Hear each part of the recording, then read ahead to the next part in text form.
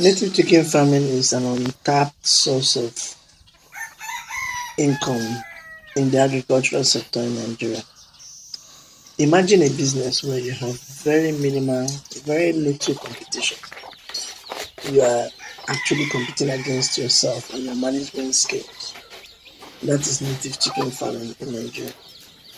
For someone who is a beginner farmer and someone who wants to farm on the side, I strongly recommend you start with native chicken.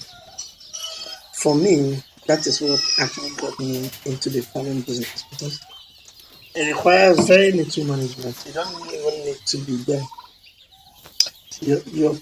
Your absence will not drastically impact the productivity of the bird. It might impact the business side of it, but not the productivity.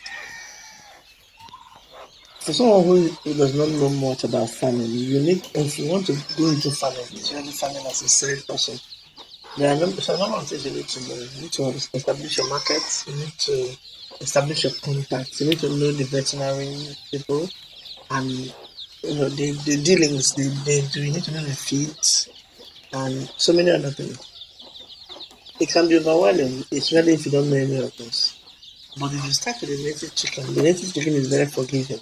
You can compensate for your mistakes while you take your time to learn the ropes and acquire your market.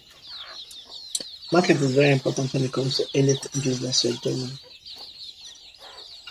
There are, of course, a number of management practices that you need to employ. You don't just go out there and start buying native chicken and just start farming them. And that's what I'll be discussing in this channel in my videos. I'll be showing you the management practices you need to do to be able to efficiently raise the native chicken. For example, look at what I have here. This is what we have called the maternity ward.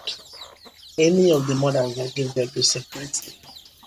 They stay with their babies for a few weeks before we now take the babies away from them. But maximum 2 weeks. Because if you don't take the babies from them, if they are training those babies, they will not lay eggs. And you need them to lay eggs and have more babies. But if you separate them this way, they will not be fighting among each other. Native chicken can be very feisty, so a mother can have kids. Just seeing another bird is enough to bring out the maternal instinct. And sometimes when they are fighting, the chicks can die. So to reduce infant mortality, it's better to separate them this way. These are some subtle management skills you need to employ. If you apply those management skills, you will profitably raise native chicken. Yes, they take long to do. But again, time is money. Money can be in terms of paper or in terms of time. Because even if it takes time to do it saves you the money from feeding. And also gives you the time to learn the business you're venturing into. If you're not there, you're not there. So if you have a farming as a side hustle and you're not around, you never know what's going to happen.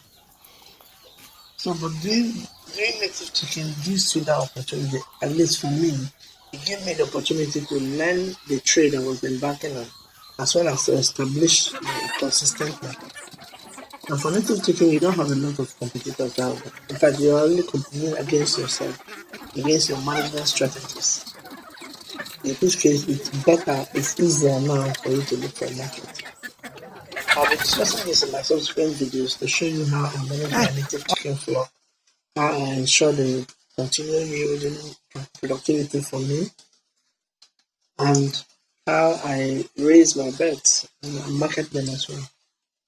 Please don't forget to like, share, and subscribe. See you next time.